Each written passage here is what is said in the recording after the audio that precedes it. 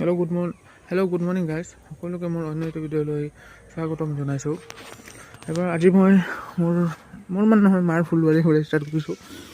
আমাৰ ইয়াত বিভিন্ন ধৰণৰ গছ আছে, মানে এইবোৰ চব আমি বাগানত থাকোঁতে ৰোৱা হৈছিলে আৰু গোটেইখিনি আনিলোঁ। মানে যেতিয়া ইয়ালৈ আহিছিলোঁ, দুখন গাড়ীত অকল মানে এইবোৰ ফুলৰ টাববোৰে আহিছে।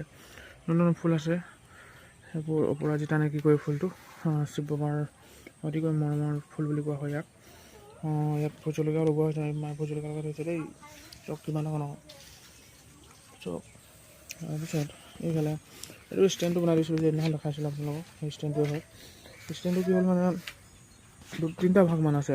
সেইফালে এটা ভাগ আছে দেখা নাযায়, কাৰণ সেইফালে মানে ফুলে পূৰা ঢাকি দিছে। ফুল দিব বহুত ধুনীয়া লাগে ফুল দিব মোক। এইফালে ষ্টেণ্ডটো আৰু জলকীয়া আছে, জলকীয়া যেটা চক মানে কিনিব দৰকাৰ নাই। জলকীয়া চৰকাৰী জলকীয়া, নিজৰ জলকীয়া, দৰৱ দিয়া জলকীয়া নহয়, বিন্দাছ খোৱা মানে। তাৰপিছত ছাগলীকেইটা চৰি আছে আমাৰ, গোটেই ঘাঁহ হৈ গৈছে ন। আগতে ইয়াত কিবা কিবি ৰুইছিলোঁ মানে, কিন্তু এইফালে মানে সাৰ নাপায় এইডোখৰত। যিবোৰ ভালকৈ নহয় জংঘল হৈ যায়, সেইকাৰণে মানে এইডোখৰত ৰোৱা বন্ধ কৰি দিলে মায়ে।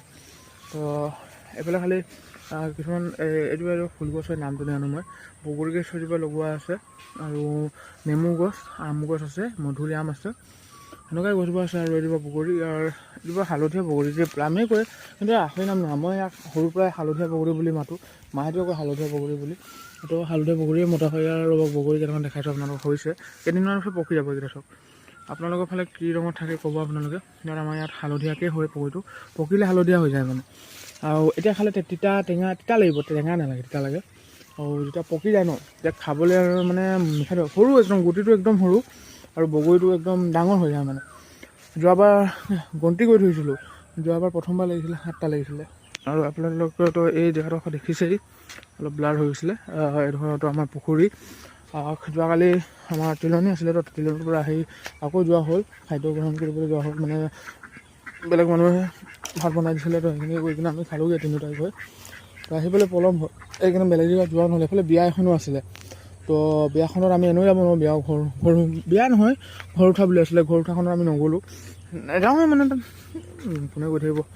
তাৰপিছত এইফালে পৰিৱেশ এনেকুৱাই আৰু নলা এইটো। এতিয়া হাল বাবলৈ ষ্টাৰ্ট কৰিলে। আমি য'ত খেলি আছিলোঁ তাত হাল বাই দিলে। আপোনালোকক দেখাম মই হাল বোৱাটো। আমি য'ত খেলি আছিলোঁ, ৰ'বক তালৈ লৈ যাওঁ। আৰু আপোনালোকৰ মোৰ ভিডিঅ' সকলোৱে চাই ইমান ধুনীয়াকৈ, থেংক ইউ ইমান ছাপোৰ্ট কৰাৰ কাৰণে। লগতে ছাবস্ক্ৰাইব বাটনটো টিপি দিবচোন। লাইক নকৰিলেও লাইক কৰিব, নকওঁ, লাইক কৰিব, শ্বেয়াৰো কৰিব, ছাবস্ক্ৰাইবটো কৰি দিব সকলোকে। মানে একদম কৈছোঁ আৰু ছাবস্ক্ৰাইব কৰি দিব, ছাপোৰ্ট কৰক। আৰু বেলেগ বেলেগ ভিডিঅ' আপোনালোকক সদায় দেখাই থাকিম। এই চিম্পুল ভিডিঅ' মই বনাওঁ, মানে ইমান হাইটেক ভিডিঅ' নবনাওঁ, মানে অলপ চিম্পুল বনাওঁ।